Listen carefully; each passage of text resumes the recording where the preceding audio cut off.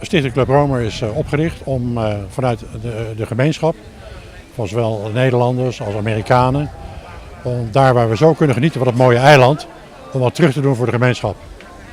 En we weten gewoon al die jaren dat we bezig zijn voor de stichting, met name onze kerstactie, dat de nood heel erg groot is. En wij ongelooflijk blij en trots zijn dat we ieder jaar weer voor heel veel families kerstsfeer kunnen brengen met voldoende eten. Dat ze ook een beetje niet die armen om zich heen hebben, maar gewoon gelukkig worden op die dagen. Voor hoeveel mensen doen jullie dat? Nou, 150 pakketten, dus daar bereiken we zo'n bijna 300 tot 350 mensen mee. Dat zijn pakketten die thuis bij de mensen worden bezorgd.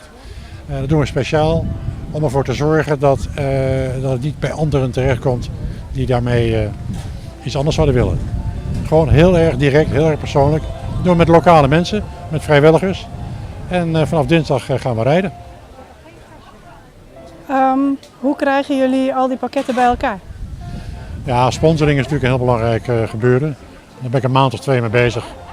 Om iedereen via onze nieuwsbrieven en via sociale media mensen te motiveren en te activeren om te doneren.